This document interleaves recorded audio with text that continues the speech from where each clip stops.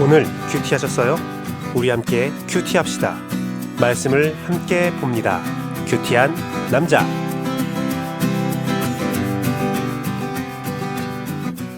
오늘 말씀 본문은 요한계시록 6장 9절에서 17절 말씀입니다.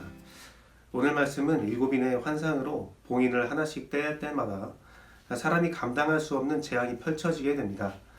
오늘은 12절 이후에 여섯째 인을 뗄 때 일어나는 일에 주목하여서 말씀을 전하도록 하겠습니다. 여섯째 인을 떼어나자 재앙이 하늘로부터 떨어지게 되는데 15, 17절 기록을 보니 어린 양의 진노가 임하자 감히 누가 서 있을 수 있겠는가 라고 선포되면서 어린 양의 진노에 따른 재앙을 피할 수 있는 자가 없음이 선포되고 있습니다. 재앙에 고통받는 자들의 모습을 보니까 땅의 임금과 왕족과 장군들과 부자들, 바로 강한 자들과 그의 종들과 자유인들, 모든 자들이 자신의 힘을 다해서 숨어보지만 소용없는 모습이 그려져 있습니다. 이에 대하여 백금산 목사님은 요한계시록의 멸망의 때가 되면 하나님의 징계가 순차적으로 이루어질 때에 초기의 사람들은 자기가 가진 소유와 권력을 이용해서 재앙을 어떻게든 막거나 재앙을 피하거나 재앙에 대한 피해를 최소화하려고 한다고 말씀을 선포하셨습니다. 그래서 재앙을 내리는 동안에 상대적으로 약한 자들은 재앙이 견디지 못하고 죽어져가고 쓰러져 갈 때 강한 자들과 그 추종자들은 어떻게든 재앙을 견디고 또 버티고 서 있는 거죠. 하지만 이러한 상황들이 있을 때에 그들은 끝까지 견딜 수가 없습니다. 자기보다 약한 자들이 쓰러질 때 그들은 기세등등하게 말할 수 있습니다. 하나님보다 우리들이 강하다. 자신들이 세우는 권력은 쉽게 무너지지 않는다.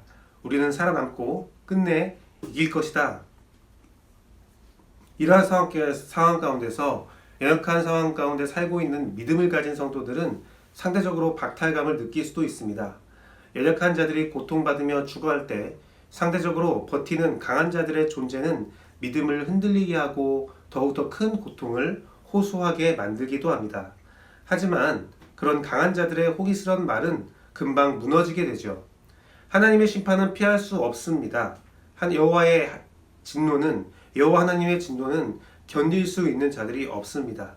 그들이 오늘 본문에서 말하는 소리를 들어보십시오. 하나님의 진노에 더 이상 견디지 못하고 차라리 산과 바위들이 우리들 위에 떨어져서 다 죽게 되었으면 좋겠다라고 말합니다. 차라리 빨리 죽는 것이 좋겠다라고 말하는 그들의 고백에서 그들의 고통의 크기를 가늠할 수가 있는 것입니다. 사랑하는 성도 여러분, 이 세상의 마지막 때에 모든 이의 고통은 이렇게 크게 됩니다. 성도든 믿지 않는 자든 모두가 고통을 받게 되고 절망하게 됩니다. 하지만 믿는 자는 구원을 받습니다. 영원한 생명을 얻는 과정일 뿐이라고 여길 수 있고 견딜 수 있습니다. 하지만 믿음을 끝까지 지키는 자는 살아남고 믿음을 끝까지 지키지 않는 자는 끝까지 살아남은 힘과 권력이 있다 할지라도 끝내 멸망은 피할 수 없는 것입니다. 그 멸망 뒤에도 영원한 고통의 지옥에 떨어지게 되는 것이죠. 과정의 고통은 동일하나 하나님의 백성은 영원강의 길이고 영생의 길이고 세상의 진노의 자식들은 멸망의 길이며 파쇄의 길이라는 것입니다. 오늘 말씀이 여러분에게 선포된 이유를 아시겠습니까?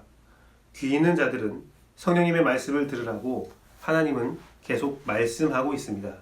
하나님은 선택을 하라는 것입니다. 가장 지혜롭고 권세 있는 선택은 세상의 힘에 의지하는 것이 아니라 오직 여호와 하나님께 의지하는 선택입니다.